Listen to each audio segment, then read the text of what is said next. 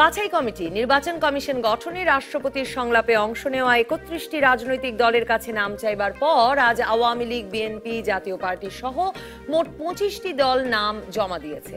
২৫টি দলের জমা দেওয়া মোট ১২৫টি নামের তালিকা নিয়ে এরপর বিকেলে এই বৈঠকে বসেছিল ৬ সদস্যের বাছাই কমিটি। আনুষ্ঠানিকভাবে কে কোন নাম দিয়েছে তা প্রকাশ করা না হলেও সাংবাদিকদের অনুসন্ধানে প্রধান দুটি দল সহ কয়েকটি দলের দেওয়া তালিকা বেরিয়ে এসেছে। বিএনপির ২০ দলীয় জোটভুক্ত দলগুলো যেমনটা আগেই বলেছিল আলাদা আলাদা তালিকা দিলেও কয়েকটি অভিন্ন নাম রাখবে তারা সবাই, তেমনি সব দলের তালিকা মেলালে অভিন্ন বেশ কিছু নাম বেরিয়ে আসবে বলে ধারণা করা হচ্ছে। তবে সংবাদ মাধ্যম বিএনপি ও আওয়ামী লীগের দেওয়া নামের সম্ভাব্য যে তালিকা প্রকাশ করেছে তাতে কোনো অভিন্ন নাম নেই। বাছাই কমিটি এখন রাজনৈতিক দলগুলোর দেওয়া নাম যাচাই বাছাই করে রাষ্ট্রপতিকে সুপারিশের জন্য 10টি নাম চূড়ান্ত করবে। তবে দলগুলোর জমা দেওয়া ১২৫টি নাম থেকে অভিন্ন 10টি নাম বাছাই করাই তাদের মূল লক্ষ্য কিনা বা ঠিক কি প্রক্রিয়ায় তালিকা থেকে নাম বাছাই করবেন তারা তা সেভাবে স্পষ্ট নয়। আইন যেমন সার্চ কমিটির বেছে দেওয়া সুপারিশ মোতাবেকই নির্বাচন কমিশন গঠনে রাষ্ট্রপতিকে বাধ্য করে না, তেমনি গত দফার বাছাই কমিটির সুপারিশ বা এবারের বাছাই কমিটির গঠন প্রক্রিয়া বিবেচনা করলে রাজনৈতিক দলগুলোর প্রস্তাব বা তালিকায় যে সর্বোচ্চ গুরুত্ব পাবে তার কোনো নিশ্চয়তাও পাওয়া যায় না। এই অবস্থায় নামের তালিকা নিয়ে এই যে তোড়জোড় তারই বা তাৎপর্য কি? এসব নিয়ে আলাপ করতে স্টুডিওতে আছেন বিএনপি স্থায়ী কমিটির সদস্য নজরুল ইসলাম খান এবং জাতীয় পার্টির কো চেয়ারম্যান জিএম কাদের। স্বাগত আপনাদের দুজনকেই। নজরুল ইসলাম খান, আপনাকে দিয়ে শুরু করি যে আওয়ামী লীগ এবং বিএনপির নামের তালিকা বেরিয়ে গেল। এই যে নামের তালিকা বেরিয়ে গেল, যদিও মানে দায়িত্ব যাদের কাছে দিয়ে আসা হয়েছিল সচিবালয়ে, মন্ত্রিপরিষদ সচিব বেরিয়ে বলেছিলেন যে এটা পবিত্র আমানত, এটা বের হবে না, মানে এই নামের তালিকা রক্ষা করা হবে, তবে বেরিয়ে গেছে সাংবাদিকদের অনুসন্ধানে। আপনাদের যে নামের তালিকাটা বেরিয়েছে তা ঠিক আছে? জানি না, কারণটা হলো যে আমরা আমাদের দলের স্থায়ী কমিটির সভা হয়েছে, সেখানে দলের চেয়ারপারসন আমাদের মতামত চেয়েছেন। প্রথম মতামত যে আমরা নাম দেব কিনা, আমরা একমত হয়েছি যে আমরা নাম দেব। দেন উনি বলেছেন আর কি যে আমরা আমাদের যে প্রস্তাবটা ছিল যে 13 দফা, তার আলোকেই আমাদের সম্ভাব্য কাদেরকে প্রস্তাব করা যেতে পারে এটা নিয়ে আমাদের যার যার মতামত লিখিতভাবে দেওয়া, আমরা লিখিতভাবে দিয়েছি। এবং এর আগেও যখন সার্চ কমিটির মেম্বারের জন্য দেওয়া হয়েছিল তখনও অনেক নেতারা বিভিন্ন সময় আলোচনার মধ্যে কিছু নামটাম হয়তো তারা প্রস্তাব করেছেন। এগুলো সব মিলিয়ে আমরা একমত হয়ে সিদ্ধান্ত নিয়েছি যে আমরা নাম যার যার প্রস্তাব আমরা বলেছি, কিন্তু এটার থেকে 5টা নাম বের করা, কিংবা যদি একাধিক 5-এর বেশিও হয় অবলিক দিয়ে ইনি অথবা অমুক, ইনি অথবা অমুক এরকম হতে পারে আর কি। সেরকম কিছু নাম ওটা চেয়ারপারসন ঠিক করবেন এবং করার পরে মহাসচিব ওটা পৌঁছিয়ে দেবেন। তো ফলে কাদের নাম দেওয়া হয়েছে আমি জানি না, এবং ক্যাবিনেট ডিভিশন থেকে যদি প্রকাশ না হয়ে থাকে তাহলে কে কারা প্রকাশ করেছে আমরা জানি না, এবং সেটা কতখানি সঠিক তাও বলতে পারবো না। আরেকটি যে খবরটি আমরা দিচ্ছিলাম সকলেই কয়েকদিন ধরে, যে আপনাদের 29 তারিখের বৈঠকটির পর বৈঠক মুলতবি হয়ে গেল, 30 তারিখ আপনাদের একটা মহাসচিব পর্যায়ের জোটের দলগুলোর সঙ্গে বৈঠক হলো, তারপরেই আসলে আপনারা সিদ্ধান্তের মতো জানালেন যে নাম দেবেন আপনারা, এবং তারপর 30 তারিখ মানে গতকাল রাতের বৈঠকটিতে বলা হচ্ছিল যে জোটভুক্ত যে 7টি দল বিএনপি সহ তারা আসলে সকলের নামগুলোই এখন মানে চেয়ারপারসনকে, বেগম খালেদা জিয়াকে, জোট নেত্রীকে দেখিয়ে নেবেন। জোটের ভেতরে কি একরকমের সলা পরামর্শ করেই আপনারা নামগুলো দিয়েছেন? সেটা তো আপনার জানারই কথা। এরকম কোনো ব্যাপার না। ব্যাপারটা হচ্ছে আমরা যখন একটা জোটে আছি এবং আমরা যে প্রস্তাবটা দিয়েছিলাম এই প্রস্তাবের সঙ্গে আমরা একমত সবাই, কাজেই আর যতগুলি প্রিকন্ডিশন দেওয়া হয়েছে, বলা হয়েছে যে তিনি নির্ভীক হবেন, তিনি সৎ হবেন, তিনি যোগ্য হবেন, তিনি বিতর্কিত হবেন না, তিনি দল নিরপেক্ষ থাকবেন, এরকমের সংখ্যা তো এত বেশি না আর কি যে একেবারেই হয়ে যাবে আর কি। সেই জন্য কিছু নাম এমনিতেই কমন হওয়ার কথা আর কি, কারণ এক ধরনের চিন্তা যারা করে তাদের মধ্যে নামের কিছু মিল তো হতেই পারে আর কি। এরকম কোনো বাধ্যবাধকতা ছিল না আর কি যে আমরা যে নাম বলবো সেই নামই অন্যদেরকে দিতে হবে এমন কোনো বাধ্যবাধকতা নাই। তবে এমনিতেই কিছু মিলে যাওয়ার কথা, কিছু নাম মিলে যাওয়ার কথা হয়তো আর কি। এবং বেগম খালেদা জিয়ার 18 নভেম্বরের প্রস্তাবেও তো আসলে অভিন্ন নামে পৌঁছানোটাই একটা লক্ষ্য ছিল। আপনি কাজেই সেদিক থেকেও বিএনপি যদি সেটা করে থাকে সেটা মানে সেটা না, আমরা ওরকম কোনো ছিল না। আমরা কতগুলো কথা বলে দিয়েছিলাম আমরা আর কি, যে যেমন ধরেন আমরা বলেছিলাম যে অবসরপ্রাপ্ত হতে হবে। আমরা বলেছিলাম যে অবসর গ্রহণের পরে কেউ কোনো লাভজনক পদে ছিলেন বা আছেন তারা হতে পারবে না। আর আমরা চেয়েছিলাম যে কোনোভাবে রাজনৈতিক কোনো দলের সঙ্গে কোনো সম্পৃক্ততা আছে বা কিছু প্রকাশ্যে সেরকম হতে পারবে না আর কি।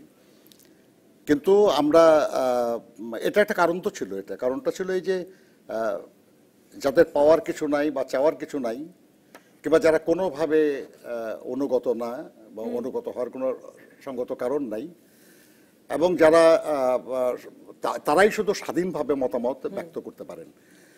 এখন যারা কাজে আছে, চাকরিতে আছে আর কি কোনো না কোনো জায়গায়, তারা তো ধরেন একটা প্রশ্ন আসতেই পারে আর কি যে সরকারের অধীনে কাজ করছে তারা আর কি, এক ধরনের বাধ্যবাধকতা থাকে। সার্চ কমিটির ব্যাপারে বলছি আমি এটা, কারণ নির্বাচন কমিশনে গেলে তো একটা স্বাধীন প্রতিষ্ঠানে চলে যাবে তারা আর কি।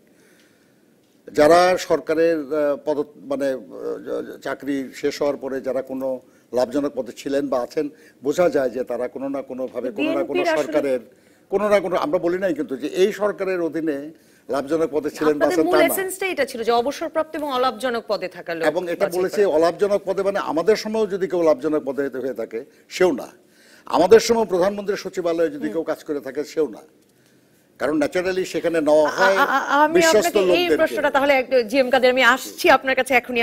আপনি যেহেতু তুললেন এই প্রসঙ্গ, বাছাই কমিটির ক্ষেত্রে সেই জায়গাটিতেই আপনারা একদম স্পষ্ট করেছেন যে আপনাদের মন্ত্রী পরিষদ সচিব এবং মুখ্য সচিব এই দুটো পদ আপনাদের মানে পছন্দনীয় নয়। কেন? না না, খালি এই দুটো না, আমরা মানে বিশেষভাবে এই দুটো যে প্রধানমন্ত্রীর এই যে কথাটি আপনি মাত্র বললেন যে এবং প্রধানমন্ত্রীর কার্যালয়ে যারা কাজ করেছে তাদেরও না। কারণটা হলো আমরা মনে করি, আমরাও রাষ্ট্রের পরিচালনার দায়িত্বে ছিলাম, আমরা জানি আর কি যে এই জায়গাগুলিতে যাদেরকে নিয়োগ দেওয়া হয় তাদের এই নিয়োগের ব্যাপারে শুধুই যোগ্যতা না, আরো কিছু বিবেচনায় নেওয়া হয়, যে রাজনৈতিকভাবে খুব বিপক্ষের যেন অন্তত না হয়, পক্ষে বা ডিরেক্টলি এরকম না হলেও আর কি।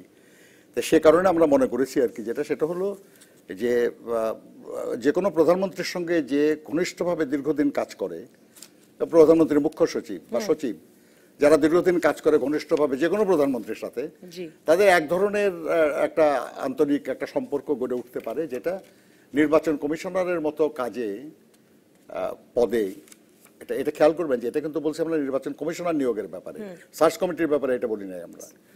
এটা এক ধরনের আনুগত্য, এক ধরনের সম্পর্ক, এটা এটা স্বাধীনভাবে দায়িত্ব পালনের ক্ষেত্রে বাধা হতে পারে আর কি, সেই জন্য বলেছি আমরা। আমি যদি কারণ আমরা আন্তরিকভাবে চাচ্ছিলাম এরা স্বাধীন হোক, নিরপেক্ষ হোক এবং সাহসীভাবে দায়িত্ব পালন করুক।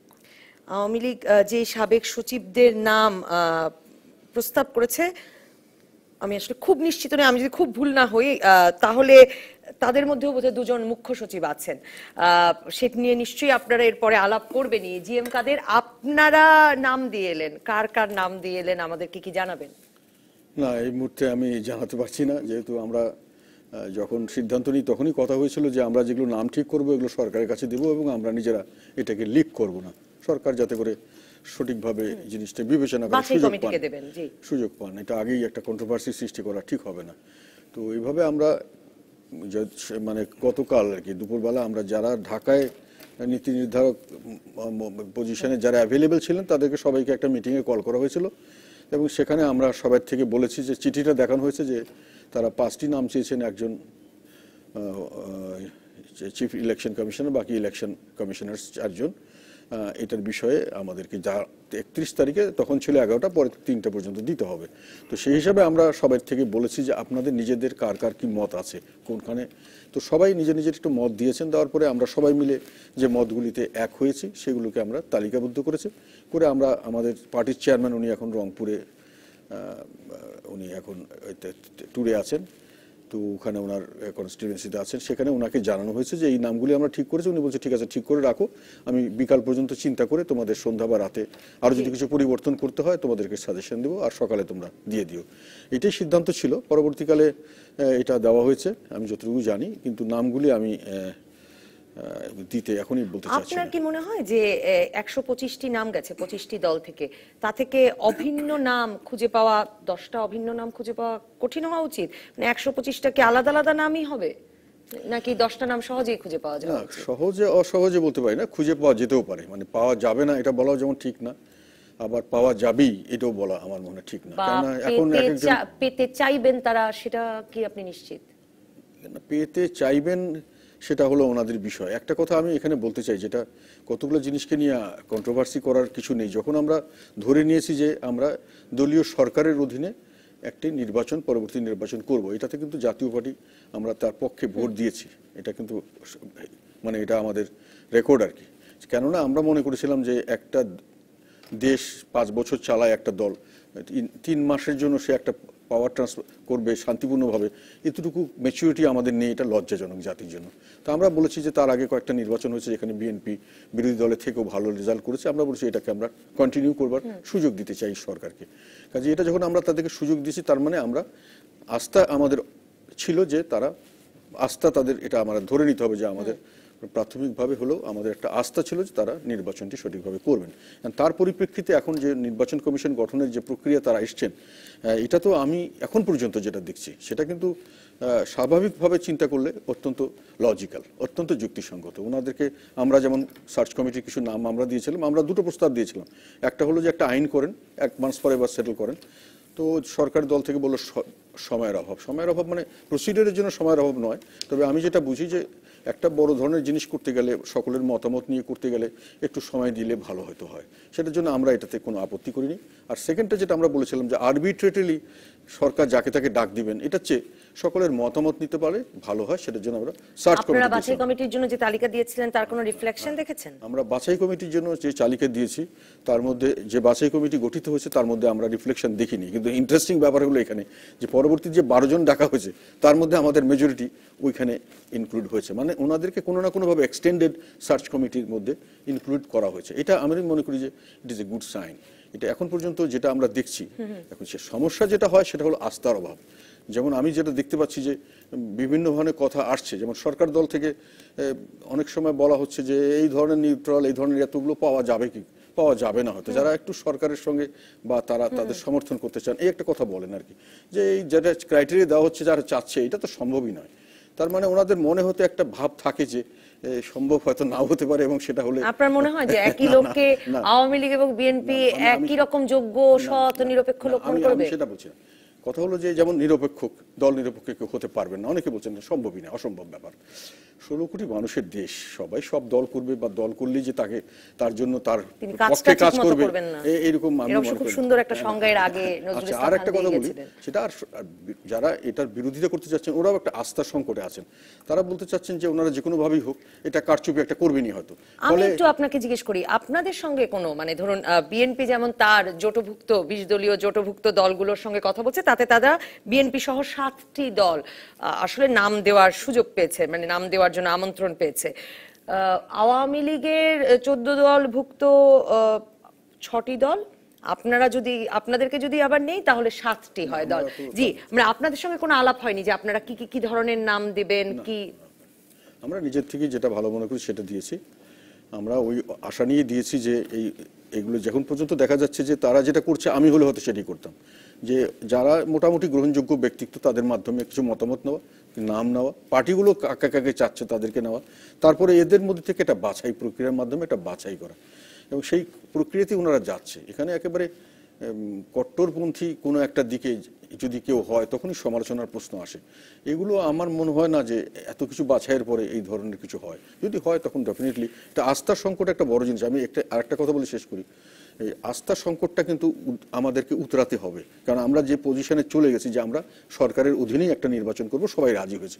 এইটা কিন্তু যদি টিকাতে হয় তাহলে সত্যিকার অর্থে একটা সুষ্ঠু নির্বাচন সরকারের অধীনে করতে হবে, না হলে কিন্তু আবার আমরা ব্যাক ট্র্যাক হয়ে যাব। নজরুল ইসলাম খান, আপনি বোধহয় এটার কি উত্তর দিতে চান? মানে আপনারা কি একটা সিদ্ধান্তে চলে গেছেন যে দলীয় সরকারের অধীনে, বা এটাই তো এখন ভবিতব্য মনে হচ্ছে যে দলীয় সরকারের অধীনে নির্বাচন? সেটা তো পরের কথা, এটা ভবিতব্য কি এটা তো পরের কথা আর কি।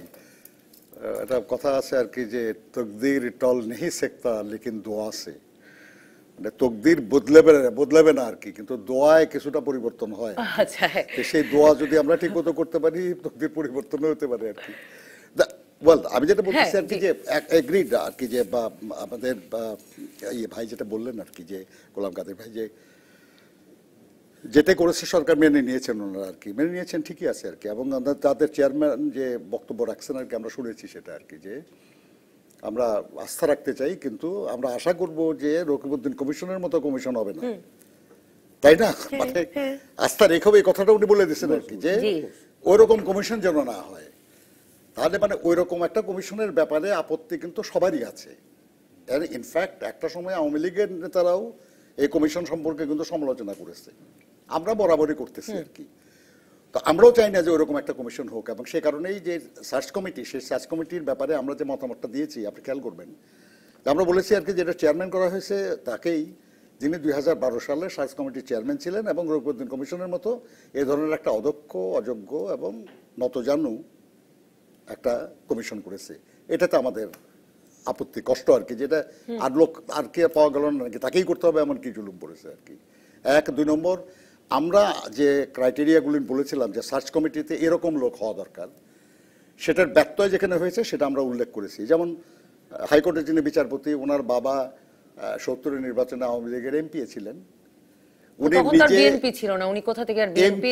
MP member provincial assembly. জি জি জি, আমি সেটা বুঝতে পেরেছি, মানে তখন তো আর বিএনপি ছিল না, কাজে ওনাকে আওয়ামী লীগই করতে হবে আর কি। আওয়ামী লীগই করতে হবে, কারণ তখনও আরো অনেক পার্টি ছিল। জি, কিন্তু আপনার তারপরে ছাত্রলীগ করতেন উনি, এবং যখন আইনজীবী ছিলেন, আইনজীবী ফোরামে ছিলেন, এবং আমরা এটা উল্লেখ করেছি যে তার ছোট ভাই প্রধানমন্ত্রীর প্রাইভেট সেক্রেটারি। সো সরকারের সঙ্গে একটা আত্মিক সম্পর্ক, ঘনিষ্ঠতা আছে আর কি। আমরা যিনি পাবলিক সার্ভিস কমিশনের চেয়ারম্যান, আমরা বলেছি যে উনি 5 জনের নির্বাচনের সময় নির্বাচন কমিশনের সচিব ছিলেন, এবং অনিয়মে ভরা যে ওই নির্বাচনটাকে নিয়ম সিদ্ধ করার সচিবিক দায়িত্ব পালন করে রিটায়ার করার পরে পুরস্কার হিসেবে উনি পাবলিক সার্ভিস কমিশনের চেয়ারম্যান হয়েছেন, অর্থাৎ সরকারের অত্যন্ত ঘনিষ্ঠ অনুগ্রহভাজন ব্যক্তি। এবং যিনি নারী সদস্য হয়েছেন, ওনার বাবা কক্সবাজারের আওয়ামী লীগের প্রেসিডেন্ট ছিলেন, উনি নিজে মহিলা আওয়ামী লীগের নেত্রী ছিলেন, এবং উনি আওয়ামী প্যানেলের সদস্য হিসাবে শিক্ষক সমিতির সদস্য নির্বাচিত হয়েছেন 2014 সালে, তাকেও করা হয়েছে মেম্বার। আমরা কথা বলেছি আর কি। এবং আমরা এখনো দেখেন, তারপরেও এই সার্চ কমিটি যখন নাম চেয়েছে আমরা নাম দিচ্ছি, কারণ আমরা নাম না দিলে যেটা হবে সেটা হলো যে যদি যাকে খুশি যদি করে, আমরা কিছু বলতে পারবো না, তখন বলবে যে আপনারা তো কোনো নাম দেন না, কাকে করবে, যাদের দিচ্ছে তাদের মধ্যে থেকে করেছে আর কি। আমরা সেই জন্য আমরা আমাদের বিবেচনায় যারা নিরপেক্ষ, আমরা তাদের নাম দেওয়ার চেষ্টা করেছি। দেখেন, আমরা বিশ্বাস করি যেটা, সেটা হলো যেটা ভাই বলেছেন আর কি, যে ট্রাস্ট কোনো চিরস্থায়ী ব্যাপার না, কোনো না কোনো কারণে কারো উপর কারো আস্থা হয় আর কি, কিন্তু সেই আস্থাটা রক্ষা করতে হয়। যদি আস্থা রক্ষা করা না যায় তাহলে কিন্তু এটা ওই যে যেটা বললেন যে কোনো কিছুই গ্যারান্টেড না, কিন্তু আপনি ওখান থেকে সরে আসতে পারেন।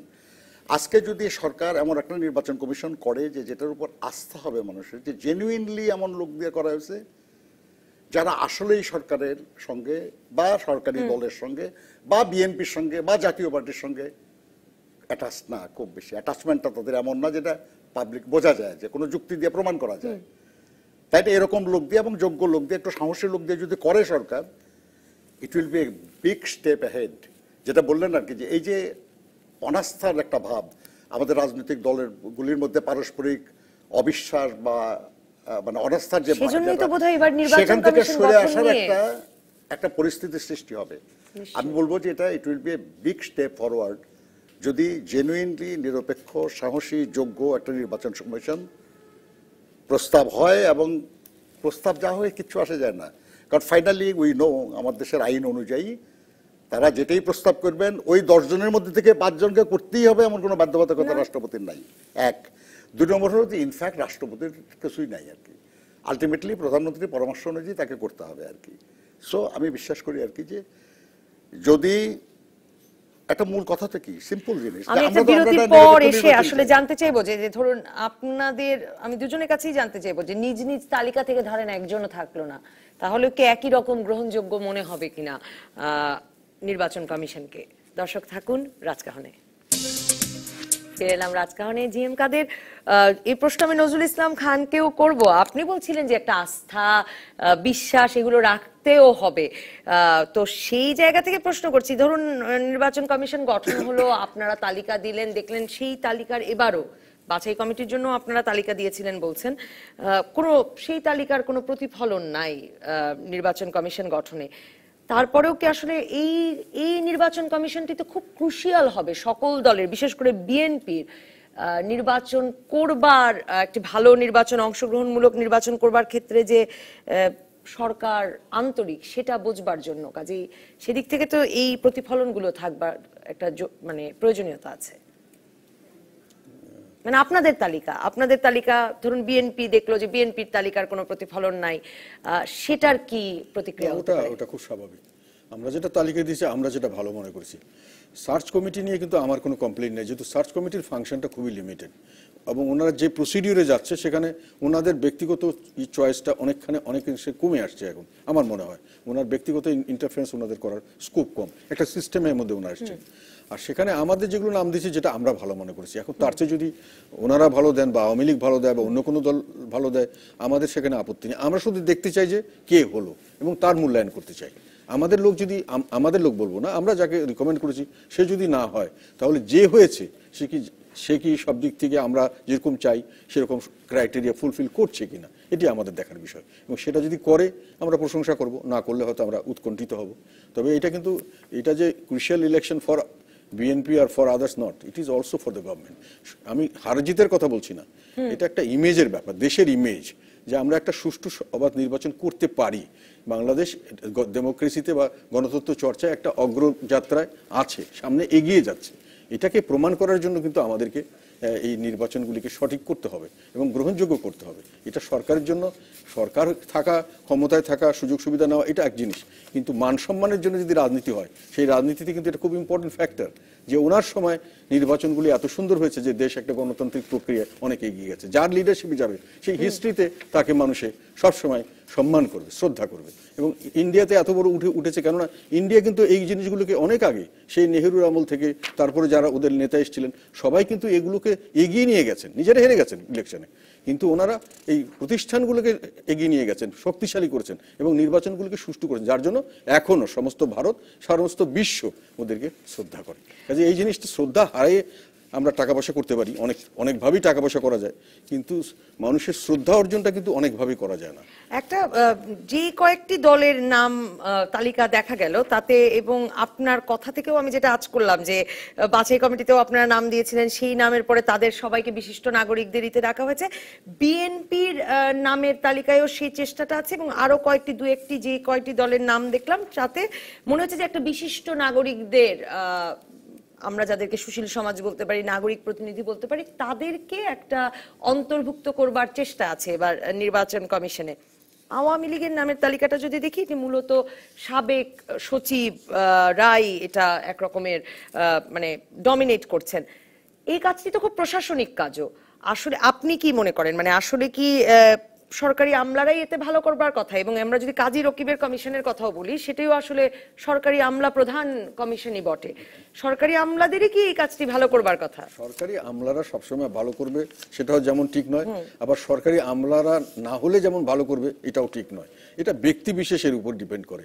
এখন আমি একটা দৃঢ় চরিত্রের মানুষ, আমি কর্মক্ষম, আমার যথেষ্ট নিষ্ঠা আছে, আমি একটা যে কোনো কাজে, আমি আর্মিতে গেলেও ভালো করব, আমি প্রশাসনে আসলেও ভালো করব, আমি একটা অন্য কোনো জায়গায়ও ভালো করব। কাজে সেই ধরনের মানুষকে চুজ করতে হবে। এটা মানুষটা হলো ফ্যাক্টর। আপনি কে প্রফেশন থেকে আসলো কি সেটা বড় জিনিস না, তার ব্যাকগ্রাউন্ডটা বড় জিনিস। What type of person this man is, এটা হলো বড় জিনিস। এবং সেখানে আমি মনে করি যে ওনারা যে প্রসেসে এখন করছেন, সেই প্রসেসে কিন্তু যাদেরকে ওনারা মানে এখানে ইনভলভ করেছেন এরা সবাই গ্রহণযোগ্য ব্যক্তিত্ব, সব দলই এদেরকে গ্রহণ করে, কাজে তাদের একটা মতামতের দাম আছে। কাজে তারা যেটা বলবেন, তারা যদি বলেন সুষ্ঠু হয়েছে, তাহলে আমার মনে হয় দেশবাসী এটাকে সুষ্ঠুভাবে মেনে নেবে। আর তারা যদি না বলেন যে সুষ্ঠু হয়নি, তাহলে আমরা যতই চেষ্টা করি জনগণের মধ্যে একটা আস্থাহীনতার বা এটা নিয়ে একটা সমস্যা বা মনে করবে যে সামনের দিকে নির্বাচনটা হয়তো ভালো হবে না। কিন্তু আবার আমি বলছি, নির্বাচনটা ভালো করা কিন্তু সবচেয়ে বড় দায়িত্ব এখন সরকারের সামনের দিকের যদি ভাবমূর্তি রাখতে হয়, রাজনীতি রাখতে হয় এবং ইতিহাসে তাদেরকে যদি নাম লেখাতে হয়, তাহলে যে সুযোগটা তাদেরকে দেওয়া হয়েছে সেই সুযোগটা তারা কাজে লাগাবে। পাওয়ারে যাওয়াটাই একমাত্র রাজনীতি হতে পারে না। নজরুল ইসলাম খান, আপনাদের তালিকা থেকে নাম যদি না থাকে, তাহলেও কি একটি গ্রহণযোগ্য নির্বাচন কমিশন গঠিত হতে পারে? প্রথম বলে নিয়ে আমি জানি না যে কারা কারা আছে আর কি না, আমাদের আপনি প্রথমেই সেটা বলেছেন যে আবার তালিকা কাজ, কিন্তু আমি মনে করি আর কি যেটা সেটা হলো যে গাজীর সঙ্গে একমত যে মানুষটা যোগ্য হতে হবে, কোনো সন্দেহ নাই। আর নির্বাচন কমিশন এমন একটা প্রতিষ্ঠান যেটা একটা প্রশাসনিক প্রতিষ্ঠানই শুধু নয়, এই কমিশনের আইনের কাজ আছে, রাজনৈতিক কাজ আছে। কারণ মূলত কিন্তু এটা রাজনৈতিক, কারণ নির্বাচন কমিশনের মাধ্যমে যারা নির্বাচিত হয় তারা কিন্তু রাজনৈতিক ব্যক্তি এবং তারা রাজনৈতিক দায়িত্ব পালনের জন্য নির্বাচিত হয়। তারা আবার প্রশাসনিক দায়িত্ব করে, চাপই মোকাবেলা করতে হয়। কাজেই আপনি একেবারেই এটা অরাজনৈতিক কোনো প্রতিষ্ঠান না, এটা আইন এই প্রতিষ্ঠানও বটে, কারণ এটা পুরাটাই আইনি প্রক্রিয়া আর কি, নির্বাচন অনুষ্ঠান, প্রশাসনিক তো বটেই আর কি। কাজেই আপনার এখানে একটা টিম, সেখানে আপনি খেয়াল করবেন যে জুডিশিয়ারির একজন লোক থাকে, আর্মির একজন লোক থাকে, প্রশাসনের একজন, জেনারেলি এরকম থাকে। কিসের জন্য? কারণটা তো এই আর কি। তো সেখানে আপনি সিভিল সোসাইটি কিংবা রাজনীতির সঙ্গে যুক্ত না কিন্তু রাজনীতির ব্যাপারটা বোঝে এরকম লোক যদি থাকে, খারাপ না, থাকতে পারে। তার সঙ্গে প্রশাসনিক লোকও থাকতে পারে, তার সঙ্গে ডিফেন্সের লোকও থাকতে পারে, তারপরে জুডিশিয়ারি লোকও থাকতে পারে। এবং আমরা বলেছি একজন নারী থাকা দরকার, কারণ আমাদের দেশের ভোটারদের প্রায় অর্ধেক নারী। তাদের মন মানসিকতা এগুলো বুঝে তাদের বিপক্ষে যাতে নির্বাচনী কোনো কার্যক্রম না যায় সেটা দেখার জন্য একজন নারী থাকে। প্রথম প্রস্তাব কিন্তু আমাদের বিএনপি থেকে করা হয়েছে এবং প্রজ্ঞাপন এটা আছে। আমরা ওই পয়েন্টে আমরা হ্যাপি যে আমাদের একটা প্রস্তাব হলো অন্তত রাখা হয়েছে আর কি। আরেকটা হলো যে এই যে সিভিল সোসাইটির লোকজনকে ডাকা হচ্ছে, এটাও কিন্তু আমাদের ইয়েতে ছিল আর কি। আমরা বলেছিলাম যে পরামর্শ নেওয়া সবার আর কি, কিন্তু মাইন্ড ইট, সার্চ কমিটির পরামর্শেই পুরোপুরি মানতে রাষ্ট্রপতি বাধ্য না, মানে প্রধানমন্ত্রী বা রাষ্ট্রপতি আর কি যেটাই বলেন। তো যার পরামর্শ মানতে বাধ্য না আর কি, তিনি কার সঙ্গে পরামর্শ করতেছেন, এটা কিন্তু আলটিমেটলি কি হলো আর কি, মানে যদি গুরুত্ব দেন অনেক গুরুত্ব, কিন্তু গুরুত্ব না দিলে আইনে কিছুই বলার নাই, কিছুই গুরুত্ব না দেওয়ার কিছু নাই। কাজেই বারবার সেই জন্য বোধহয় কাদের ভাই বলতেছেন আবার সার্চ কমিটি, মানে আবার আমার যেটা বারবার মনে হয় যে সার্চ কমিটি যে আপনাদের তালিকাগুলো মিলিয়েই 10 জনের সুপারিশ করবেন, তারও কোনো এটা তার ম্যান্ডেটে না, এরকম কোনো কথাও তো তারা দেন নাই। যে গেজেট যে আছে সেখানে এটাও নাই, এবং তোমরা বলেও নাই যে আপনারা যা বলবেন তার মধ্যে থেকে করা হবে। নো, আপনাদের কাছে যে চিঠি এসেছে তাতেও এরকম কিছু নাই আর কি, সেটাও বলা নাই আর কি। এমনকি সেটার মধ্যে এ কথাও বলা নাই যে একজন নারী সদস্যের নাম দেওয়া লাগবে, সেটাও নাই। আচ্ছা আচ্ছা, ওটা আমরা দিছি এই কারণে যে গেজেট যেটা করেছে সেই গেজেটের মধ্যে আছে এবং আমাদের প্রস্তাবে আছে, সেই জন্য আমরা নারী সদস্য। কিন্তু তালিকা মানে তালিকা চাওয়ার সময় চাওয়া উচিতই ছিল। তাই না, কিন্তু চাই না, আমরাও দিয়েছি নারী, কিন্তু চাই নাই তারা, চাই না। আচ্ছা ওকে, আমি যেটা বলতেছি সেটা হলো যে শোনেন, সব মিলে যেটা কথা আর কি, সেটা হলো যে আসলে কি দরকার এই সমস্ত এক্সারসাইজের তো একটাই কারণ, সেটা হলো যে একটা অবাধ সুষ্ঠু নিরপেক্ষ নির্বাচন হওয়া দরকার। জনগণের এই সুযোগটা পাওয়া দরকার যে তারা অবাধে নির্বাচনে অংশগ্রহণ করবে, একটা অংশগ্রহণমূলক নির্বাচন হবে, প্রতিদ্বন্দ্বিতামূলক হবে, এবং সেখানে জনগণ যাদেরকে নির্বাচিত করবে তারা রাষ্ট্র পরিচালনার দায়িত্ব নেবে, যাদেরকে বিরোধী দল দেবে তারা বিরোধী দল হিসেবে দায়িত্ব পালন করবে। সিম্পল, এটি তো মূল এক্সারসাইজ। আপনি সার্চ কমিটি বলেন, সিভিল সোসাইটি বলেন, আপনি টক শো করতেছেন, সব মিলে তো একটাই উদ্দেশ্য আর কি, তাই না? তো সেটার জন্য আমরা বলেছি যেটা আর কি, সেটা হলো যে এটা যদি না হয় তাহলে শুধু সরকারের ভাবমূর্তি ক্ষতিগ্রস্ত হবে তা না, আমাদের আকাঙ্ক্ষা ব্যথিত হবে তা না, গণতন্ত্র ক্ষতিগ্রস্ত হবে, রাষ্ট্র ক্ষতিগ্রস্ত হবে। কারণ যদি রাষ্ট্র পরিচালনায় গণতান্ত্রিক প্রক্রিয়া অনুসরণ করা না হয় তাহলে রাষ্ট্র দুর্বল হয়ে যায়। অগণতান্ত্রিক পন্থায় যদি দায়িত্বে আসে কেউ, তাহলে তারা জনগণের প্রতি দায়বদ্ধ না থেকে প্রশাসনের প্রতি, পুলিশের প্রতি, অমুকের প্রতি দায়বদ্ধ থাকে, তাতে রাষ্ট্র ক্ষতিগ্রস্ত হয়। সেই জন্য আমি বলতেছি যেটা, সেটা হলো যে রাষ্ট্রের স্বার্থে, জনগণের স্বার্থে, রাজনীতির স্বার্থে, এবং আমরা যারা রাজনীতি করি আমাদের মর্যাদার স্বার্থে মনে রাখবেন, এটা খুব গুরুত্বপূর্ণ পয়েন্ট আর কি, যে আমরা যারা রাজনীতি করি আমাদের মর্যাদার স্বার্থে একটা যোগ্য নির্বাচন কমিশন হওয়া দরকার। কারণ নির্বাচন কমিশনটা হলো নির্বাচন পরিচালনার মূল প্রতিষ্ঠান, আর নির্বাচন হলো গণতন্ত্রের বাহন। নির্বাচনের জোরেই গণতন্ত্র আসে, তাই না? তো কাজেই সেই বাহনটাকে যদি আমরা দুর্বল করে দেই তাহলে গণতন্ত্রের প্রতি আর মানুষের আস্থা থাকে না আর কি। আপনি বিশ্বাস করেন, এখন অনেক জায়গায় নির্বাচন একটা ভীতির ব্যাপার। কারণ নির্বাচন মানেই হলো জবরদস্তি, নির্বাচন মানেই হলো বাধা দেওয়া, নির্বাচন মানেই হলো প্রতিপক্ষের বাড়িতে ভাঙচুর করা, নির্বাচন মানেই হলো মামলা মোকদ্দমা হওয়া, মানুষ খুন হওয়া। এটা থেকে বের হয়ে আসতে হবে আর কি, যেটা কারবাই বলতেছিলেন আর কি, যে সারা বিশ্বেই আর কি একটা সব দেশের একটা ভাবমূর্তি। আজকে ভারতকে আমরা একটা দৃষ্টান্ত হিসেবে উপস্থাপন করতেছি কেন? কারণ সেখানে নির্বাচন কমিশন এতই আস্থাভাজন যে তারা কয়েক মাস ধরে নির্বাচন হয়, কেউ প্রশ্ন তুলে না যে বাক্সগুলির মধ্যে কেউ অন্য ভোট ভরাইছে কিংবা ওখান থেকে ভোট বের করে ফেলছে কেউ। আর আমাদের এখানে বিশ্বাস করেন, পোলিং বুথ থেকে প্রিজাইডিং অফিসারের রুম পর্যন্ত যে বাক্স যাওয়া আসা, যে কারণে খালেদা জিয়ার প্রস্তাবে সেইগুলো কিভাবে যাওয়া আসা করবে তারও সুনির্দিষ্ট প্রস্তাব দিতে হয়। জি, আমরা প্রস্তাবে করেছি আর কি। আপনি জানেন যে খালি বাক্সগুলি প্রেসিডেন্ট অফিসের রুমে থাকে, আমরা বলছি নো, ওখানে না, ইলেকশন রুল আছে, এটা সামনে রাখতে হবে এবং সামনে রাখতে হবে, সামনে রাখতে হবে, এবং এটা ভরার পরে ওটাও নিয়ে যাওয়া যাবে না, ওটা রাখতে হবে। এবং একসাথে পোলিং এজেন্টরা সহ ঢুকবে যাতে করে গোনার সময় নতুন বাক্স না আসে। এটা কি তার মানে ওই আস্থাটা আমাদের নাই, তাই না? আমাদের ওই আস্থাটা আবার মনে করিয়ে দিয়েছে বিএনপি। দর্শক থাকুন রাজকাহনে, আমি ফিরবো জিএম কাদের আপনার কাছে এর পরে, বিরতির পর। ফিরে এলাম রাজকাহনে। জিএম কাদের, আপনাকে জিজ্ঞেস করতে চাই যে যেভাবে আপনি শুরু করেছিলেন যে আপনি অনেকগুলো ইতিবাচক দিক দেখেন এবার নির্বাচন কমিশন গঠনের প্রক্রিয়ায়, আমি যদি আপনাকে সেই জায়গা থেকে জিজ্ঞেস করি যে বারবারই নজরুল ইসলাম খান মনে করাচ্ছেন যে শেষ পর্যন্ত তো প্রধানমন্ত্রীর ইচ্ছাই নির্বাচন কমিশনটি গঠিত হবে, তো আমি আপনাকে যদি এটা জিজ্ঞেস করি যে যেভাবে ধরুন রাজনৈতিক দলগুলোকে সংলাপে ডাকা হলো, তারপর বাছাই কমিটি গঠন হলো, তারা আবার নাগরিক প্রতিনিধিদের সঙ্গে কথা বলছেন, রাজনৈতিক দলগুলোর কাছ থেকে নাম নিচ্ছেন, আবার বিএনপি বাছাই কমিটির প্রায় প্রতিটি ব্যক্তির ব্যাপারে তাদের আপত্তি থাকার পরেও তারাও কিন্তু রাষ্ট্রপতির সাথে সংলাপেও গেল, সেখানে খুব তার আগেই একটি সুনির্দিষ্ট প্রস্তাব তৈরি করলো এবং তারপর এখন আবার নামের তালিকাও দিল। দুদফা স্থায়ী কমিটির মিটিং, জোটের ভুক্ত দলগুলোর সাথে মিটিং করে, মানে এই পুরো ব্যাপারটাতে আপনি একটা ইতিবাচকতা দেখেন কিনা? মানে 2019 সালের নির্বাচনটি খুব গুরুত্বপূর্ণ, আপনি শুরু করেছিলেন, মানে আসলে দুই দলের জন্য এটা খুব গুরুত্বপূর্ণ, সেটার একটা প্রমাণ কিনা? হ্যাঁ, ডেফিনেটলি। এবং যেগুলো হচ্ছে বিএনপি যেটা গ্রহণ করছে সেটার মধ্যে যুক্তি আছে জন্যই গ্রহণ করছে, একেবারে অযৌক্তিক হলে ওনারা গ্রহণ করতেন না।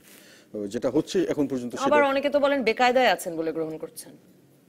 বেকায়দা সেটা আমি বলতে পারবো না, বা সেইভাবে আমি দেখছি না। আমি দেখছি যে যেগুলো করছেন, যেমন আমরাও গ্রহণ করছি বা সাধারণ মানুষও গ্রহণ করছে। এখানে কথাটা যেটা উনি বলেছেন প্রধানমন্ত্রীর, এটা তো আমাদের সংবিধানে প্রধানমন্ত্রীর পরামর্শ ছাড়া প্রেসিডেন্ট কিছু করতে পারেন না। শুধু দুটো জিনিস, একটা প্রধানমন্ত্রীকে উনি নিয়োগ দিতে পারেন, একটা প্রধান বিচারপতিকে পারেন, আমাদের কনস্টিটিউশন, বাকি কোনোখানে পারেন না। কিন্তু কথা হলো প্রধানমন্ত্রী কিন্তু ওপেন স্টেটমেন্ট দিয়েছেন, প্রেসে বলেছেন এবং ওপেনলি পাবলিক কমিটমেন্ট করেছেন যে আমি রাষ্ট্রপতিকে সম্পূর্ণ দায়িত্ব দিয়ে দিলাম, উনি যা করবে আমি সেটাই মেনে নেব। তার মানে তার ইনস্ট্রাকশন ইজ ভেরি ক্লিয়ার। আমাদের মুখের কথাটিকেই মানে উনি রাষ্ট্রপতি যেটা করবে সেটাতে ওনার আপত্তি নেই এবং উনি ওটাই মেনে নিবেন, এই ইনস্ট্রাকশন উনি রাষ্ট্রপতিকে দিয়েছেন। কাজে আইনগতভাবে এখন রাষ্ট্রপতি যেটা ভালো মনে করবেন সেটা করতে পারবেন। আর একটা কথা যেটা হলো যে উনি সার্চ কমিটি থেকে রাষ্ট্রপতি নিবেন নাকি বাইরে থেকে নেবেন, আমি মনে করি যে আস্থার জায়গা যদি থাকতে হয় ওনাকে, এতগুলো লোকের সঙ্গে কথাবার্তা বলা ইত্যাদি সবকিছু মিলে এত লোককে একখানে নিয়ে আসা এবং সবার মধ্যে একটা উৎসব মুখর পরিবেশ বা যেটাই বলি একটা উৎসাহ মুখর পরিবেশ তৈরি করা, এটাকে যদি উনি ধরে রাখতে চান তাহলে ওনাকে ওই তালিকার মধ্যে থেকেই বাঁচতে হবে। এবং আমার বিশ্বাস যে যুক্তিসঙ্গতভাবে আমার মনে হয় আমি যদি থাকতাম আমি ওই তালিকার বাইরে যেতাম না। এবং এইটার বিষয়ে, কেননা সবচেয়ে বড় যে জিনিসটি দরকার সেটা হল আস্থা। আস্থাটা হলো সবচেয়ে বড়। কে আসলো, কতটুকু আসলো, কে কত এফিশিয়েন্ট, এগুলো হিসাব করা খুব মুশকিল। যারা আছে প্রশাসনে এবং যারা অতীতে ছিলেন বিভিন্ন জায়গা থেকে, তারা যে সবাই অনুপযুক্ত ছিলেন এটা কিন্তু সবসময় নয়। এরা যে কোনো কারণেই এনাদের উপর মানুষের আস্থা রাখতে পারেনি বা ওনারা ওই চারিত্রিক দৃঢ়তা দেখাতে পারেননি। কাজে আমি মনে করি যে ওই আস্থাটা রক্ষা করার জন্য কতগুলো জিনিসে ওনার লিমিটেড চয়েস রাখা উচিত। সেটা হলো যে আমি এত লোককে ইনভলভ করেছি, এত নাম দিয়েছি, তারা একটা বাছাই কমিটি দিয়েছে, এর মধ্যে থেকেই আমি নিব। এবং তার মানেই যে ওটা কোনো দলভুক্ত হয়ে গেল বা কারো পক্ষে হলো বা বিপক্ষে হলো, এটার কোনো কিন্তু মানে হয় না। কেননা এরপরেও অনেক প্রসেস আছে এবং যাকে আমরা মনে করি আমার নিজের লোক, সে কিন্তু আমার বিপক্ষেও কাজ করতে পারে। এটা পৃথিবীর ইতিহাসে বিভিন্ন সময় দেখা গেছে, অনেক বড় বড় উদাহরণ দেওয়া যায় যে যাকে একবার খুব আপন লোক বলে বলা হয়েছিল, পরবর্তীকালে সেই সবচেয়ে বড় কাজই। এগুলো নিয়ে আমি মনে করি চিন্তার কিছু নেই। কথা হলো ওনারা কাজ করতে শুরু করলে যে জিনিসটা আমার স্টেক মনে হচ্ছে, যেটা হলো সারা বিশ্বের কাছে আমরা কিন্তু কিছুটা হলে লজ্জিত হই। আমি যখন বিভিন্ন জায়গায় যেতাম, তারা যখন বলতো তোমার এখানে ইলেকশনের সময় তোমাদের গভর্নমেন্ট কেন ইলেকশন করতে পারে না, কেন এটা নির্বাচনটার জন্য তোমাদের আরো লোক আনতে হয়, এটা মানে তোমাদের কি এতটুকু গ্রহণযোগ্যতা তোমাদের সরকারের নাই বা তোমাদের আস্থা নেই তাদের উপরে, বা তারা তোমাদেরকে কি এতটুকু আস্থাশীল হওয়ার মতো ব্যবস্থা করতে পারে না? তো এই জিনিসটা কিন্তু বিপদ হতে পারে, তা একটা 1/11 তো একটা প্রমাণ দিয়ে গেছে। এবং এই জিনিসটা যে কত বড় লজ্জাজনক বিষয়, না আমরা তো একটা হলো we want to live with pride, আমরা একটা গর্বের সঙ্গে মাথা উঁচু করে, আমরা একটা স্বাধীন সার্বভৌম দেশ, গণপ্রজাতন্ত্রী বাংলাদেশ, আমাদের স্বাধীনভাবে এবং দেশে বিশ্বের সামনে আমরা মাথা চুলে কথা বলতে চাই, কিন্তু আমাদের মাথা হেট হয়ে যায় যখন শোনা যায় যে আমাদের সরকারে যারা থাকে, যেই সরকারে থাকে, আমি এই সরকারের কথা বলছি না, তারা নির্বাচনে কারচুপি করে ক্ষমতায় যেতে চায়, তারা ক্ষমতা ধরে রাখার জন্য নানান ধরনের কারচুপি তৈরি করে এবং এই 3 মাসের ভিতরে তারা নানান কিছু মানে ক্ষমতার অদল বদলের সময় তারা কোনো নীতির মধ্যে থাকে না। তাহলে 5টা বছর তারা নীতির মধ্যে কিভাবে থাকবে? তার মানে অর্থটা হলো যে এই 3 মাসের টেস্টে 5 বছরে তারা নীতির মধ্যে ছিল না বা তারা নীতিবান নয়, এটাই ওনারা প্রমাণ করেন। এবং বিশ্বের কাছে আমাদেরকে এই জন্য লজ্জায় মাথা হেট হতে হয়। এটা হলো সবচেয়ে বড় কথা। এটাকে বোঝা উচিত, সবারই বোঝা উচিত, সব রাজনৈতিক দল। এটা একটা সুযোগ এসছে। আপনারা বলেই আসছিলেন যে নির্বাচন কমিশন যে কারণে যেটা কাদের বললেন, এখন বলতেছেন, এটা 1996 সালে আমরা বলতেছিলাম আর কি। তখন কেউ কথায় রাজি হয় নাই আর কি। তত্ত্বাবধায়ক সরকারের জন্য তখন আন্দোলন, হরতাল, ধর্মঘট সব হয়েছে। হওয়ার পরে বাধ্য হয়ে আমাদেরকে তত্ত্বাবধায়ক সরকার মানতে হয়েছিল তখন। কিন্তু এই যে এখন যে কথাগুলো, এই কথাগুলো তখন আমরা, আমি কিন্তু তত্ত্বাবধায়ক সরকারের পক্ষে না, আমি এখনো বলছি না, আপনার পক্ষে না তো, ঠিকই আছে, কিন্তু পয়েন্ট হলো যে সেই সময় এটা নিয়ে তো আন্দোলন হলো না, তখন আমরা পক্ষে ছিলাম, যে তখন পরিস্থিতিটা ওরকমই মনে হয়েছিল। যে কোনো কারণে হোক পক্ষে ছিলেন তো, আপনারাও তো পদত্যাগ করেছিলেন সংসদ থেকে। একসাথে ওনারা খালি আওয়ামী লীগ, জাতীয় পার্টি, জামাত এবং আওয়ামী লীগ একসাথে পদত্যাগ করার কারণ ছিল কতগুলো। তার আগে কয়েকটা নির্বাচন হয়েছিল, আমার ইতিহাসটা মনে নেই। একটা দুটো সেই নির্বাচনগুলিতে এত ন্যাক্কারজনক ভাবে কারচুপি হয়েছিল, যাতে করে আমাদের একটা আস্থাহীনতার সৃষ্টি হয়েছিল। যাই হোক, যেটা হয়েছিল তারপরে তো তত্ত্বাবধায়ক সরকার করা হলো, সবাই মেনে নিয়ে 3টা ইলেকশন করা হলো, তো তারপরে এটা বদলায় দেওয়া হলো। এনিওয়ে, এটা আমি এখন আপনাকে আসলে এই প্রসঙ্গেই যেতে চাইছিলাম যে নির্বাচন, আমি একটা কথা বলে নেই আগে। কাদের ভাই যেটা বললেন আর কি, যে প্রধানমন্ত্রী যখন বলেছে যে রাষ্ট্রপতি যা করবেন আমরা মেনে নেব, আমরা এটা উনি না খালি আওয়ামী লীগের পক্ষ থেকেও বলা হয়েছে আর কি। এটাতে আইনগত বাধা অপসারিত হয় না, নীতিগতভাবে অপসারিত, বিশ্বাসের প্রশ্ন প্রধানমন্ত্রী বলেছেন, নীতিগত অবস্থান আর কি। কারণটা হলো, বলি আপনাকে, যে এরপরেও তো ফাইল তো প্রধানমন্ত্রীর কার্যালয়ে যেতেই হয়েছে, তাই না? হয়ে আসতে হয়েছে। এবং বলি, আমি একজন রাজনৈতিক কর্মী হিসেবে আমি বলি, রাষ্ট্রপতির সঙ্গে আমরা তো কথা বলে আসছি, যদি রাষ্ট্রপতি স্বাধীনভাবে সার্চ কমিটি নিয়োগ করতে পারতেন, তাহলে ঠিক এই একেবারে প্রকাশ্যে আওয়ামী পরিবারের সদস্য বলে পরিচিত যারা, তারা এটার মেম্বার হতে পারতেন না। কিন্তু গত 2012 তে যে ফর্মুলায় করেছেন, সেই ফর্মুলায় করেছেন না, ওই ফর্মুলায় না, বলতেছি যে মানুষগুলি আর কি, মানুষগুলি চুজ করা একদম এক্স্যাক্টলি পিএসসি চেয়ারম্যান, সিএজি, না, তারপরে অন্য যাদেরকে নেওয়া হয়েছে তাদেরকে ওই মানুষগুলিকে ওইভাবে নেওয়া হতো না, যদি ওনার স্বাধীনভাবে করার সুযোগ থাকে। আরেকটা জিনিস আমি দুশ্চিন্তাগ্রস্ত আর কি, আপনারা খেয়াল করবেন যে মাননীয় প্রধানমন্ত্রী থেকে আরম্ভ করে আওয়ামী লীগের নেতারা সব বলতেছিলেন যে তারা কোনো নাম দেবেন না, নির্বাচন কমিশনের কোনো নাম দেবে না, সার্চ কমিটিতে তো তারা নাম দেয় নাই, তারা দিবেন না আর কি। তারা বলতেছেন যে দেবো না এই কারণে যে আমরা যদি দেই আর তারা হইলে পরে বলবে যে এটা আওয়ামী লীগের পছন্দ মতো হয়েছে আর কি। আমার খুব দুশ্চিন্তা আর কি, আমি সন্দেহ করতেছি আর কি। সেটা হলো যে বিএনপির প্রস্তাবিত কাউকেও নেওয়া হবে না, আওয়ামী লীগের প্রস্তাবিত কাউকেও নেওয়া হবে না আর কি, নাম আগেই ঠিক করা আছে, অন্য কেউ হবে আর কি। এবং বলা যাবে যে আস্থা বিশ্বাস নাই, কিন্তু আপনার আস্থা বিশ্বাস করছেন না, আমি যুক্তির কথা বলতেছি আপনাকে। ধরেন আমরা যাদের নাম প্রস্তাব করছি তাদের যদি না নেওয়া হয়, আমরা তো বলবো যে আমাদের প্রস্তাব, আমাদের কারোর নাম দিলেন না আপনারা, বলে আমরা সমতাসীন দলেরও নেই নাই, আমরা জাতীয় পার্টির নেই নাই, আমরা যাদের যোগ্য মনে করছি তাদের দিয়ে করেছি। নজরুল ইসলাম খান, আমি কেন আপনার আস্থা বিশ্বাস নাই সেটা যদি আমি আমার ক্ষুদ্র বুদ্ধিতে একটু বুঝে থাকি, যে দেখুন বাছাই কমিটির ক্ষেত্রেও তো আসলে একটা লম্বা সময় আলোচনা হলো, 31টি রাজনৈতিক দলকে ডাকা হলো, 1 মাস ধরে আলোচনা চললো, তারপরে আপনারা যা যা কারণে আপত্তি করেছেন তা যদি বাদও দেই, একেবারে 2012 ফর্মুলা অনুসরণ করেই গঠিত হলো। জি পিএসসি চেয়ারম্যান, সিএজি এবং আপিল বিভাগের মানে ওই একই বিচারপতিকে দিয়ে, তার মানে কি যে আসলে আলোচনাটা অনেক সময় আনুষ্ঠানিকতায় পরিণত হচ্ছে। শঙ্কাটা কি সেখানে আপনাদের, যে সকলকে অন্তর্ভুক্ত করা আলোচনা, নাম নেওয়া, আমি তো আপনাকে শুধু একটা সন্দেহের কথা বলেছি না। সন্দেহের কথা কেন বলেছি আমি, যে তারা বলতেছিল যে তারা দেবে না, কিন্তু ফাইনালি দিয়ে দিছে তারা আর কি। আমি সেই জন্য বলতেছি আপনাকে আর কি, দুশ্চিন্তার কথাটা ওখানে বলতেছি আপনাকে। না হয় যদি তো হলো না, ঠিকই আছে, মানে ভালো হলে পরে তো যেটা উনি বলেছেন আর কি, যে যাকে দিয়ে করবে যদি জেনুইনলি যদি বলা যায় আর কি, যে তারা নিরপেক্ষ, সৎ, নির্ভীক, যোগ্য এমন লোক দিয়ে করা হয়েছে, অবশ্যই মেনে নেবো আমরা, এটা কোনো প্রশ্ন নাই। কিন্তু প্রশ্ন যেটা আর কি সেটা হলো যে খেয়াল করবেন, আমরা যেখানে প্রস্তাবের মধ্যে স্ট্রেট বললাম যে যারা প্রধানমন্ত্রী সচিবালয়ে কাজ করছে তারা পারবে না, ক্যাবিনেট সেক্রেটারি পারবে না, আমরা যেখানে বললাম যে সরকারের বেনিফিশিয়ারি যারা তারা পারবে না, তারা কিন্তু সেসব লোকজনের নামই দিয়ে দিল। কথা বলছেন তো? এই জন্য আমি দুশ্চিন্তাগ্রস্ত আর কি, যে আপনি ওনাকে জিজ্ঞেস করছেন যে আপনাদের যদি না দেয় আপনাদের, তাহলে আপনারা এটাকে কিভাবে নেবেন আর কি। তা আমি আমাকে না জিজ্ঞেস করার আগে আমি বলে দিলাম এটা আপনাকে আর কি, যে জানি না আর কি কি হবে আর কি, কিন্তু এটা সম্ভাবনা আমি দেখতেছি যে তাদের নাম দেওয়া থেকে আমার সন্দেহ হচ্ছে সেটা হলো যে এরকম একটা ঘটনা ঘটতে পারে আর কি, যে যেগুলোর নাম তারা দিছে সেগুলো তাদের চয়েস না, চয়েস অন্যখানে আর কি। But anyway, let us hope, যে আমরা তো ওই আশা নিয়েই তো দিলাম নামটা নাকি, আমরা সার্চ কমিটির ব্যাপারে আমাদের রিজার্ভেশন থাকা সত্ত্বেও তো আমরা নাম দিলাম, এই আশা নিয়েই তো দিলাম আমরা, আমাদের পরামর্শ অনুযায়ী নিতে হবে এমন তো কোনো কথা নাই, তাই না?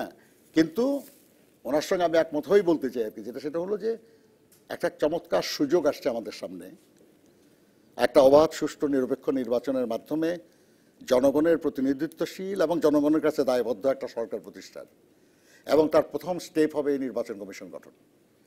এটা যদি সুষ্ঠুভাবে করা হয়, গুড এনাফ। তারপর আসবে নির্বাচনকালীন নিরপেক্ষ নির্বাচনকালীন সহায়ক সরকারের রূপরেখা। কারণ সবাই বলবে যে শুধু একটা নির্বাচন কমিশন যত যোগ্যই হোক আর কি, তারা কিন্তু পারে না। প্রথম পদক্ষেপের দিকে নিশ্চয়ই আমাদের সবারই নজর থাকবে। অসংখ্য ধন্যবাদ নজরুল ইসলাম খান, ধন্যবাদ জিএম কাদের, ধন্যবাদ দর্শক যারা সঙ্গে ছিলেন। আপনারা জানেন আমরা সফলতার গল্প দিয়ে শেষ করতে চাই রাজকাহন প্রতিদিন। জীবনের প্রতিকূলতাকে জয় করে কাপড়ের ব্যাগ তৈরির কারখানা গড়েছিলেন নেত্রকোনার কামরুন নাহার লিপি। তারপর সফল নারী উদ্যোক্তা হিসেবে নিজের এলাকাকে বেকার মুক্ত করবার কাজ করে যাচ্ছেন তিনি। দেখে আসি তার সাফল্যের গল্প।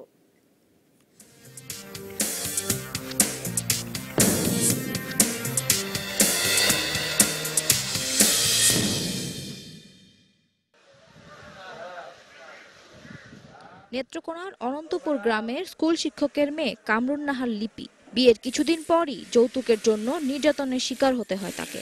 ঘটে বিবাহ বিচ্ছেদ। কারো বোঝা হয়ে না থেকে নিজেকে স্বাবলম্বী করার জন্য শুরু করেন সেলাইয়ের কাজ। 2009 সালে 800 টাকা পুঁজি নিয়ে নিজ বাড়িতে গড়ে তোলেন নারী নেত্র নামে ব্যাগ তৈরির কারখানা। এখন তার কারখানায় তৈরি ব্যাগ রপ্তানি হচ্ছে দেশের বাইরেও। 800 টাকা দিয়ে 10 কেজি কাপড় কিনে নিয়ে আসি, 10 কেজি কাপড়ের ব্যাগ তৈরি করে আমি 2500 টাকা বিক্রি করি। এই 2500 টাকার মাল কিনে আনার পরে আমি 6000 টাকা বিক্রি করি। এভাবে দেখা যায় একটা সময়ে 25,000 টাকার মতো আমার পুঁজি হয়। দেশের বাইরে বিভিন্ন দেশে আমি ব্যাগ সাপ্লাই দিই, বেলজিয়াম, সৌদি আরব আর ইতালিতে দিই চটের ব্যাগ। লিপির কারখানায় বর্তমানে কাজ করছেন 100-রও বেশি শ্রমিক। নারীদের পাশাপাশি এলাকার তরুণরাও পড়ালেখার খরচ চালিয়ে আয় করছে বাড়তি টাকা, হচ্ছে স্বাবলম্বী। 4 বছর ধরে কাজ করে আমার 3টে মেয়ের লেখাপড়া করাইতেছি। এখন ইনশাআল্লাহ আমি মনে করেন যে 14টা রিক্সার মালিক হয়েছি। আগে কিনেছিলাম 6টা, এখন আমি 14টা অটো রিক্সা কিনেছি। চাকরি করে যে টাকা পাই তা দিয়ে আমি মাস্টার্স শেষ করি। আমাদের এলাকায় নয়, বাংলাদেশের প্রত্যন্ত অঞ্চলে এসব প্রতিষ্ঠান হলে আমার মতো বেকার যুবক যারা আছে তাদের কর্মসংস্থান হবে। ঢাকা থাকতে হইলে আগে ঘর ভাড়া দিতে হইতো, ফ্যামিলি নিয়ে টাকা থাকতো না, হয়তো অনেক সময় বাড়িতে আসতে হয়তো কষ্ট হতো। সেক্ষেত্রে আমি ঢাকা থেকে চাকরি ছেড়ে আমার পাশের গ্রামে বাড়ি এই অফিস থেকে। নারী পুরুষের ভেদাভেদ দূর করার পাশাপাশি নিজ এলাকাকে বেকার মুক্ত করাই লক্ষ্য তার। আমি এমন একটা সমাজের স্বপ্ন দেখি যেখানে জনগণ সম্মান ও নিরাপত্তা নিয়ে বসবাস করবে এবং নারী পুরুষের সমতা বিরাজমান থাকবে। এলাকার বেকারত্ব দূর করতে চাই। নারী উদ্যোক্তা হিসেবে 2015 সালে 17টি জেলার মধ্যে প্রথম হয়ে জয়িতা পদক অর্জন করেন Kamrun Nahar Lipi. DBC news desk. আপাতত বিদায় রাজকাহন থেকে। রাত 10টা পর্যন্ত সব খবরে খুঁজতে থাকুন রাজনীতি। তারপর রাত 10টা থেকে 12টা আপনার বিশ্লেষণের সঙ্গে মেলাবো আমার বিশ্লেষণ। তৈরি হবে নতুন রাজকাহন। থাকুন ডিবিসি নিউজের সঙ্গে।